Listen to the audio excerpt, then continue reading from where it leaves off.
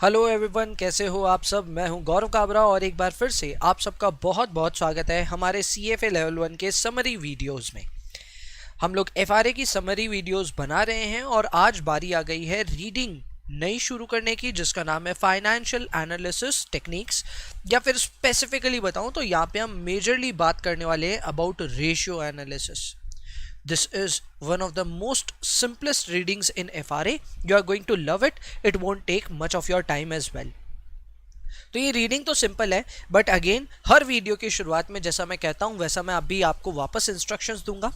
अगर आपने ये रीडिंग पहले पढ़ी है तो फिर ऑब्वियसली आपको ज़्यादा फायदा होने वाला है, because you will be able to summarise everything in very very less time as usual. And अगर आप नए हैं और आपने अभी तक कुछ भी पढ़ा नहीं है, बस just you want to checkout कि इस रीडिंग में क्या है, तो भी ये रीडिंग आपको ज़्यादा परेशान नहीं करेगी। यानी कि even if you have not studied this reading, you are watching this summary video एकदम शुरुआत से, तो भी कोई बहुत ज़्यादा प्रॉब्लम आपको नहीं आएगी, ये मैं आपको अश्योर करता हूँ। बट इसके अलावा एक सिंसियर रिक्वेस्ट है that if you are getting any value और if you are adding any value to your preparation through these channels, तो एडिटर्स एंड गौरव काबरा दोनों चैनल्स को आप सब्सक्राइब जरूर करें, so that you get updates about all our upcoming videos as well. So let's get started off with our learning outcome A. And learning outcome A में हम basically यहाँ पे दो तरह की एनालिसिस की बात करने वाले हैं। अवर analysis number one type, or the first tool through which we can do analysis of any financial statement, is obviously ratio analysis. अगर मैं यहाँ रेशियो एनालिसिस की बात करूं, then I am talking about two types of analysis here. Number one is the time series analysis, number two is the cross sectional analysis. दोनों में अंतर क्या होता है समझिए। अगर कोई कंपनी है, ठीक है, supposedly there is a company ABC limited, okay. अगर आप इस कंपनी के सपोजिटली ईयर 2020 के फाइनेंशियल डेटा को कंपेयर करते हैं with year 2019 and may be 2018 और मे बी अर्लियर, अगर आप इस तरह से कंपैरिजन कर रहे हैं तो obviously you can make a comparison here, you can do your analysis using ratios. So the type of analysis that you are doing is time series. Time series क्यों? बिकॉज आप सेम सब्जेक्ट पे, आपका जो subject है वो same है, and उसी same subject पे you are seeing that you are basically comparing your ratios across time, and hence the name time series analysis. क्या ये उल्टा हो सकता है? यस, ये उल्टा भी हो सकता है। It can also become cross sectional analysis. Cross sectional काफ़ी अलग है, उसमें आप किसी सेम ईयर पे दो कंपनी की एनालिसिस करोगे, ओके। सो मे बी एक कंपनी आप एनालाइज कर रहे हो ABC लिमिटेड, दूसरी कंपनी आप एनालाइज कर रहे हो XYZ लिमिटेड।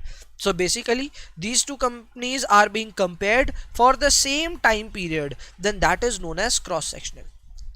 आई थिंक यहाँ पे क्लियरली एक डिफरेंस आपको पॉइंट आउट कर ही लेना चाहिए, दैट टाइम सीरीज में there will be only one subject, but time period will be multiple years. Got the point? Multiple periods. वहीं पे अगर मैं क्रॉस सेक्शनल की बात करूं तो 1+ यानी कि एक से ज़्यादा सब्जेक्ट्स होंगे हमारे, और जो हमारा ईयर होगा वो सेम ईयर होगा, जो एनालिसिस है वो सेम ईयर की होगी। तो ये एक बेसिक डिफरेंस है of the to types of analysis that you can do out of ratios. Ratios के अलावा आप फाइनेंशियल एनालिसिस और भी तरह से कर सकते हैं, जैसे कि common size analysis. Common size analysis में बेसिकली आप बैलेंस शीट और इनकम स्टेटमेंट को यहाँ पे कॉमन साइज में कन्वर्ट कर सकते हो। By doing the common size analysis you are basically neglecting the size effect. इस चीज को मैं बार बार बता चुका हूँ अभी तक अपने समरी वीडियोस में भी, that if you are comparing two companies, one of which is a startup and the other is a full fledged company, तो ऐसे में दोनों को कंपेयर करने से एक साइज का बायस तो आ ही जाएगा दिमाग में। If you don't want that bias, if you want a complete comparison and ignoring the size impact, तो उसको आप करने के लिए कॉमन साइज एनालिसिस करें। और common size analysis balance sheet और इनकम स्टेटमेंट दोनों बेसिस पे होता है, इनफैक्ट कैश फ्लोज पे भी होता है, हमने ये बात भी पढ़ी है लास्ट क्लास में। अगर बैलेंस शीट की बात करूं तो वर्टिकल और हॉरिजॉन्टल दो तरह की यहाँ पे आपको बैलेंस शीट बनाने को मिल सकती है। If you are doing vertical common size, then आप टोटल एसेट्स के हिसाब से अपने सारे आइटम्स को प्रेजेंट करते हैं। अगर आप हॉरिजॉन्टल कर रहे हैं तो वो एक तरह का टाइम सीरीज एनालिसिस है, और वहाँ पे आप बेस ईयर के मुकाबले अपने सारे आइटम्स को प्रेजेंट कर रहे हैं। सो दो तरह से कॉमन साइज एनालिसिस हो सकती है। इनकम स्टेटमेंट में बहुत सिंपल है, आप रेवेन्यू के हिसाब से हर आइटम को प्रेजेंट करते हो। Next up is others. Others में दो तरह के यहाँ पे एनालिसिस है, एक है ग्राफ और एक है रिग्रेशन एनालिसिस। यानी कि आप चाहो तो ग्राफ्स और रिग्रेशन एनालिसिस की भी मदद से ये काम कर सकते हो। However the same thing has not been given in details, ये मैं आपको बता देता हूँ, ज़्यादा डिटेल्स में ये मेंशन्ड नहीं है। ओके, अब आगे बढ़ते हैं। नेक्स्ट लर्निंग आउटकम की बारी आ गई, जिसमें हम बात करने वाले हैं about different types of ratios. Here activity ratios में आप देखिए बहुत सारे नाम हैं, जैसे कि इन्वेंट्री टर्नओवर है, डेज ऑफ इन्वेंट्री है, रिसीवेबल टर्नओवर है, एवरेज कलेक्शन पीरियड है, पेबल्स टर्नओवर है और number of days of payables है। मैं आपको इसका लॉजिक बता देता हूँ। कोई भी टर्नओवर रेशियो का जो लॉजिक होता है, कोई भी रेशियो उठा लो, उसका लॉजिक यही होता है, उसका प्रेजेंटेशन में ऊपर होता है या तो टर्नओवर या टर्नओवर से रिलेटेड कोई भी टर्म। ठीक है, व्हेन आई से टर्नओवर और टर्नओवर से रिलेटेड कोई भी टर्म, तो मैं यहाँ पे कई सारे टर्म्स को यहाँ पे कैप्चर करना चाहता हूँ। जैसे कि I also want to capture COGS for my inventory turnover, I want to capture credit sales for my debtor turnover, I also want to capture credit purchase for my creditors turnover. तो basically यहाँ पे turnover या फिर COGS या फिर credit sales या फिर credit purchase कोई भी आइटम लिया जा सकता है न्यूमरेटर में, बट सबका एसेंस एक जैसा सा है। You are taking turnover in the top and इसको आप जब डिवाइड करेंगे तो हमेशा एवरेज बाय द नेम, तो जिसका भी नाम है इन्वेंट्री टर्नओवर के आगे आप उसी का नाम यहाँ पे पुट कर देंगे। Got the point. जैसे the formula is for inventory turnover, then आपका नीचे आएगा एवरेज इन्वेंट्री। इसके पीछे का लॉजिक भी मैंने एक्सप्लेन किया था आपको, या अभी वापस कर देता हूँ। लॉजिक बहुत सिंपल है, आप नीचे एवरेज इसलिए करते हैं क्योंकि नीचे वाला जो आइटम है वो है बैलेंस शीट का आइटम और ऊपर वाला जो आइटम है वो है इनकम स्टेटमेंट का आइटम, एंड दोनों को कंपैरिजन करना पॉसिबल नहीं है क्योंकि इनकम स्टेटमेंट जो है वो पूरे पीरियड के लिए होता है और बैलेंस शीट एक पर्टिकुलर डेट पे होता है, and that is why we can not take closing value और opening value, and hence we take the average of the two. Got the point? So that is the underlying logic behind the formulation of these turnover formulas, and ये आप देख सकते हो, कहीं पे भी देखोगे तो आपको नीचे हमेशा एवरेज देखने को मिलेगा। इसके अलावा अगर आप किसी भी टर्नओवर रेशियो से उसका डेज निकालना चाहते हैं तो वो फॉर्मूला बहुत सिंपल है, keep 365 in the top or maybe 360 in the top and then divided by the turnover ratio. जो भी आपका टर्नओवर रेशियो है उससे डिवाइड कर दीजिए and you will find that all the formulas are aligned with the same logic. ये सारे formula में लॉजिक वही है। Got the point? सो ये है हमारा activity ratios. Next up is liquidity ratios. You have already heard of 2-3 important ratios here, जैसे कि करंट रेशियो मेरे ख्याल से सबको पता है, current asset by current liability. Quick ratio is cash plus marketable securities plus receivables divided by current liability. Now I know many of you might have read quick ratio as current asset minus stock minus prepaid divided by current liability minus bank OT. Correct, हम सब ने ये अपने BCom WeCom के दिनों में पढ़ा हुआ है कि ये फॉर्मूला ऐसा होता है, but let me clear this fact. ये है एक डिडक्टिव फॉर्मूला, ये है एक एडिक्टिव फॉर्मूला। दोनों फॉर्मूले अपने तरह से सही हैं, गलत नहीं है, बट अपने CFA के लिए अपने क्विक रेशियो का फॉर्मूला अगर याद करना ही है तो हम इस तरह से याद करेंगे। Got the point? हमारा जो traditional way of remembering quick ratio है वो यहाँ पे काम नहीं आएगा, ये चीज़ को प्लीज़ ध्यान रखिए, and hence this becomes really important. Remember that quick ratio will have cash, marketable securities and receivables. It would definitely not have stock and prepaid there. तो एक तरह से देखा जाए तो दोनों फॉर्मूले सिमिलर हैं, लेकिन फिर भी हमें इधर के फॉर्मूले पे ज़्यादा ध्यान देना है। Next is cash ratio. Cash ratio में जो आपका न्यूमरेटर है उसमें से रिसीवेबल्स और गायब हो गया तो फिर वो कैश रेशियो बन गया। डिफेंस इंटरवल या फिर इसे बेसिक डिफेंस इंटरवल रेशियो भी बोलते हैं। This is also similar, you have the same numerator here but denominator में डेली ऑपरेटिंग एक्सपेंसेस आ रहे हैं, डेली ऑपरेटिंग एक्सपेंसेस आ रहे हैं। तो ये बेसिकली आपको बताता है कि आप अगर कैश कलेक्ट नहीं कर पा रहे हो या फिर आपके पास कहीं से वर्किंग कैपिटल का जुगाड़ नहीं भी हो रहा है तो भी आपके जो लिक्विड रिसोर्सेज हैं उससे आप कितने दिन ऑपरेट कर पाओगे defensively. So that is the defence interval. And also we have cash conversion cycle which is number of days of inventory, जिसमें रॉ मटेरियल का डेज भी आ रहा है, WIP डेज भी आ रहा है और फिनिश गुड्स का डेज भी आ रहा है, and then you are adding days of sales outstanding and deducting number of days of payables. So technically that's a complete package.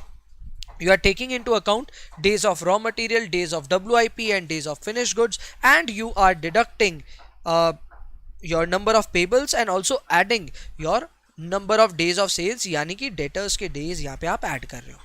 So that was about 5 types of liquidity ratios. Next आगे बात करते हैं हम लोग अब solvency ratio पे। Solvency ratio और liquidity ratio का जो डिफरेंस है वो भी मैं समझा देता हूं आपको। लिक्विडिटी रेशियो जो होता है ना, वो किसी भी कंपनी का शॉर्ट टर्म में जो उसका मैं कह सकता हूं एबिलिटी है, शॉर्ट टर्म की ऑब्लिगेशंस को पे करने का जो एबिलिटी है, उसे हम कहते हैं लिक्विडिटी। और वहीं पे सॉल्वेंसी को हम कहते हैं ability to pay long term obligations, ability to pay long term obligations. ठीक है, अब आप बोलेंगे इसको समझा दीजिए, तो समझा देता हूं। बहुत सिंपल है। अगर आप कोई भी शॉर्ट टर्म में लोन्स लेते हैं, ठीक है, या फिर क्रेडिटर्स की कोई उधारी है, ये सब जो छोटे मोटे खर्चे हैं, कुछ आउटस्टैंडिंग एक्सपेंसेस हैं, ये सारे आपके करंट लायबिलिटीज हैं। आप क्या करंट लायबिलिटी को पे ऑफ कर पाओगे कि नहीं कर पाओगे, इसकी एनालिसिस जब हम करते हैं तो वो होता है लिक्विडिटी रेशियोज के थ्रू। और वहीं पे आपने जो लॉन्ग टर्म में डेट लिया है या फिर में और कोई आपका लॉन्ग टर्म कोई भी तरह का आपका फाइनेंसिंग सोर्स है, क्या आप उनको चुका पाओगे पैसे, उसके लिए हम करते हैं solvency analysis. So short term की फंडिंग के अगेंस्ट आपकी पेएबिलिटी क्या है, क्रेडिट वर्थिनेस क्या है, वो चेक करते हैं लिक्विडिटी से और अदरवाइज सॉल्वेंसी से। यहाँ पे आप सारे फॉर्मूले देखेंगे, ये सारे फॉर्मूले बैलेंस शीट ओरिएंटेड है and that is why you would not see any averages here. यहाँ पे कोई एवरेज नहीं है क्योंकि टॉप का आइटम भी बैलेंस शीट का है और बॉटम का आइटम भी बैलेंस शीट का है, तो एवरेज करने का दरकार यहाँ पे नहीं है।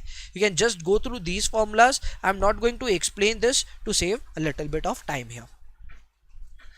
आगे बढ़ते हैं प्रॉफिटेबिलिटी रेशियोज में। Again I have hand picked 6 ratios here, हालांकि इससे ज़्यादा भी हो सकते हैं आपके बुक में मेंशन, लेकिन फिर भी ये 6 सबसे बेस्ट फॉर्मूलाज हैं जिनको आपको यूज़ करना ही पड़ेगा क्वाइट फ्रीक्वेंटली।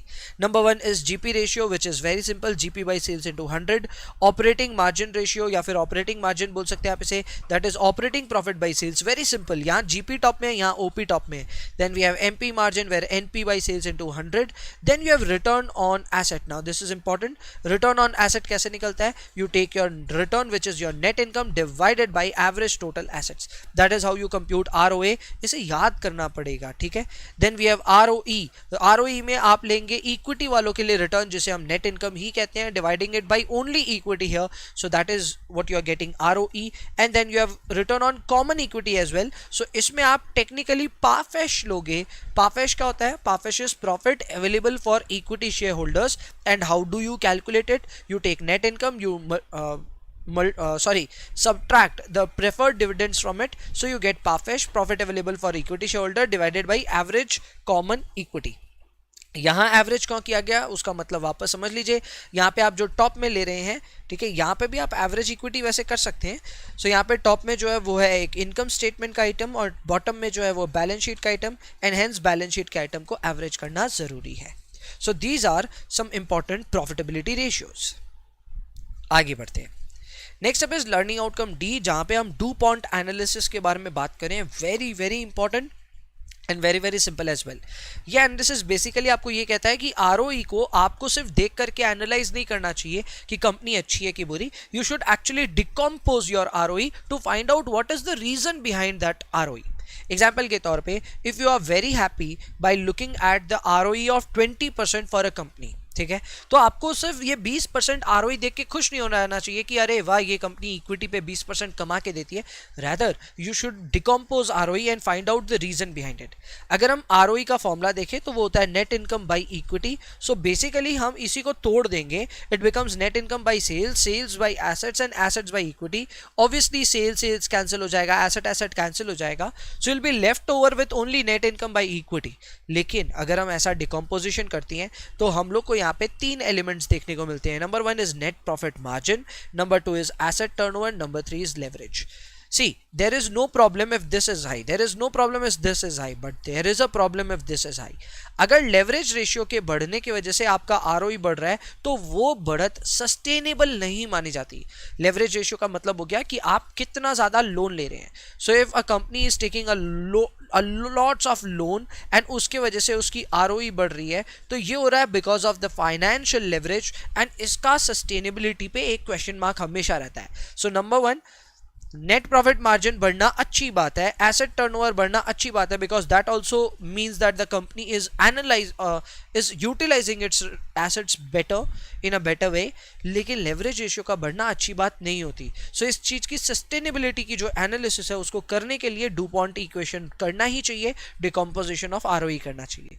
फर्दर इसी ट्रेडिशनल वे को एक्सटेंडेड वे में भी पेश किया गया, जहां आरओई को और फर्दर डिकम्पोज किया गया. rather than decomposing it into only 3 items, now we are decomposing it into 5 items.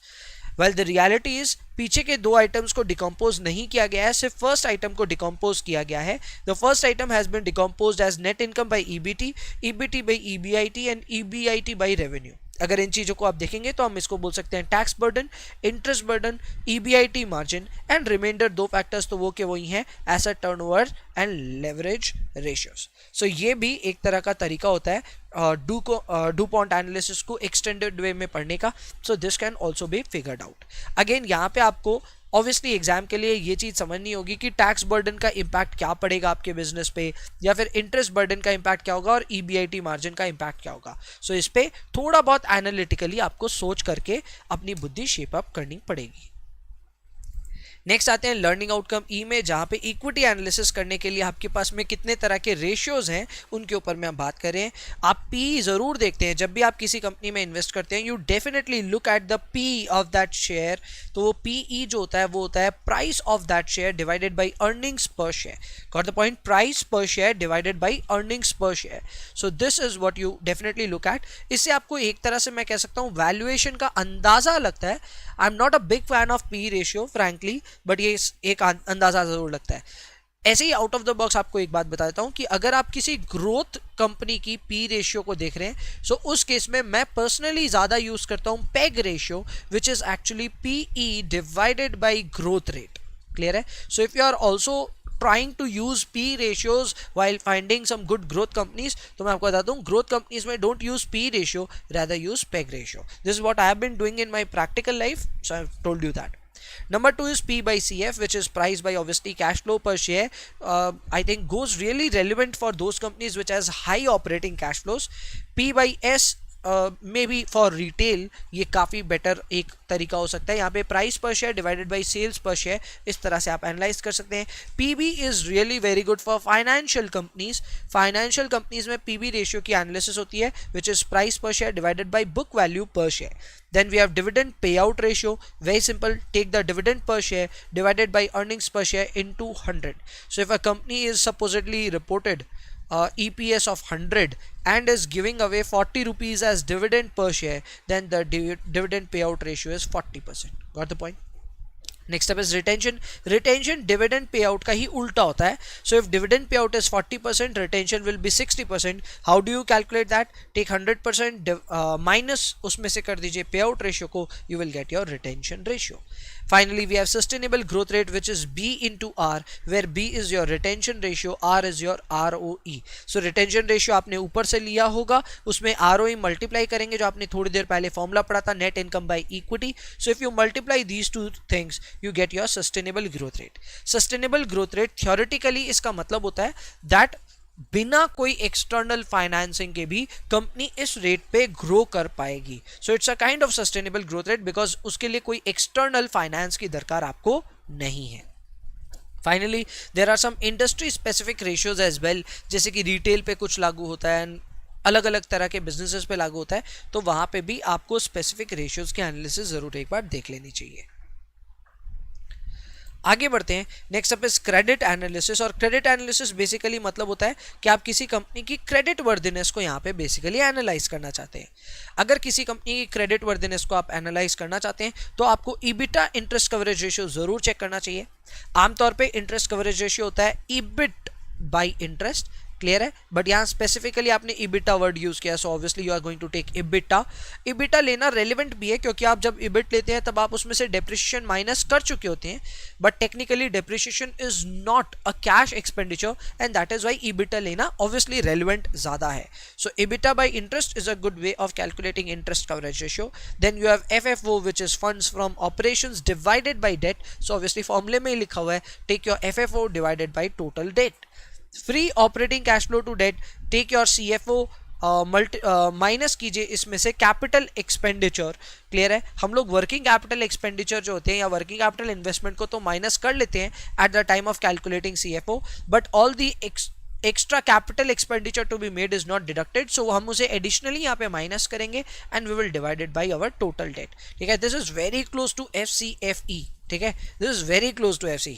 Obviously FCFE ये एक्चुअल में नहीं है लेकिन बहुत क्लोज है इसका numerator. Then we have EBIT margin, already आपने पढ़ लिया है, जो ऑपरेटिंग मार्जिन आप पढ़ के आए थे ये वही चीज है, EBIT by sales into 100। We have EBITDA margin goes simple, EBITDA by sales into 100 and obviously debt to EBITDA which is total debt by EBITDA। So that is I would say different set of ratios that can help you with credit analysis। And finally I think learning outcome F and G हमारा बच रहा है, जहां पे हम लोग सबसे पहले ये समझेंगे कि सेगमेंट एक्चुअल में क्या होता है। आपने पॉसिबली मेरे ख्याल से जितने भी क्वार्टर रिजल्ट्स होते हैं या फिर में एनुअल रिपोर्ट्स होती हैं उसमें आपने सेगमेंट एनालिसिस कभी ना कभी पढ़ी होगी। सो बेसिकली पहला क्वेश्चन तो ये आता है कि एक सेगमेंट क्या होता है। तो देखो, सेगमेंट बनने के लिए सबसे पहले आपको ये समझना पड़ेगा कि हो सकता है कि एक कंपनी हो, ठीक है, लेकिन वो कई सारे डिफरेंट प्रोडक्ट्स में डील करे और कई सारे डिफरेंट लाइन ऑफ इंडस्ट्रीज में भी बिलोंग करे। इसका अच्छा एग्जांपल वुड बी ITC आप सभी जानते हैं सिगरेट बिजनेस में तो है ही, इसके अलावा they are also into hotel business, they are also into FMCG and a few more other things as well। So basically इस तरह की conglomerate companies में आपको ये समझना पड़ेगा that all these different lines of businesses are actually different segments in which the company is operating। So first question obviously यही आता है कि एक segment फिर होता क्या है। तो देखिए, segment जो होता है वो होता है एक ऐसा business का यूनिट, एक सब यूनिट जिसके distinct characteristic हो, यानी कि उस business का जो एनवायरमेंट है, उस बिजनेस पे जो फैक्टर्स इन्फ्लुएंस करते हैं वो सारे फैक्टर्स बाकियों से काफी अलग होने चाहिए। So it should be distinct from the other parts of the business. Number 2, it should contribute to about 10% of the sales or it should ask for 10% of the assets। इन दोनों में से कुछ भी एक होना चाहिए, यानी कि इतना बड़ा तो होना ही चाहिए कि सेल्स का 10% या फिर एसेट्स का 10% वहां पे इन्वॉल्वमेंट हो। अगर ऐसा होगा तब हम उस सेगमेंट को या उस बिजनेस के यूनिट को एक सेगमेंट के तौर पे मानेंगे। और हर सेगमेंट के लिए you need to report certain ratios here, जैसे कि you need to say to your stakeholders कि आपके सेगमेंट का मार्जिन क्या आ रहा है। Margin is simple, take your profit divided by revenue, जैसा हम यूजुअली करते हैं। टर्नओवर क्या चल रहा है, सो टर्नओवर के लिए फॉर्मूला होता है ऊपर में रेवेन्यू और नीचे में assets. So this is kind of segments और segments asset turnover, got the point. सो आप ऊपर में ले रहे हैं रेवेन्यू, नीचे में ले रहे हैं assets. We also calculate ROA, simple है, profit by assets. And debt ratio, जहां पे आप लाइबिलिटीज को ऊपर यानी कि आपने लॉन्ग टर्म डेट को ऊपर रखा है और डिवाइड किया है by your segment assets. So this way you calculate your debt ratio as well. So ये था अपना learning outcome F। Learning outcome G एक थ्योरेटिकल छोटा सा लर्निंग आउटकम था जिसको मैंने यहाँ पे स्किप किया, उसकी इतनी रिक्वायरमेंट भी नहीं है and it is not that important as well. So I skip that learning outcome from this summary video. So that's it, that's the end of this video and I hope you have liked this entire video। अगर video अच्छा लगा होगा तो like, comment and share please करिए, channel को subscribe जरूर करिए। And if you are looking forward for amazing video courses on CFA Level 1 then you should check the description for important links or contact us on WhatsApp on this number and we'll be there to serve you। That's it, आज के लिए फिर इतना ही रखते हैं, अगले video में मिलते हैं with some very exciting summary video on yet more reading on FRA। So that's it, अभी के लिए इतना ही, मिलते हैं, see you, bye bye, take care।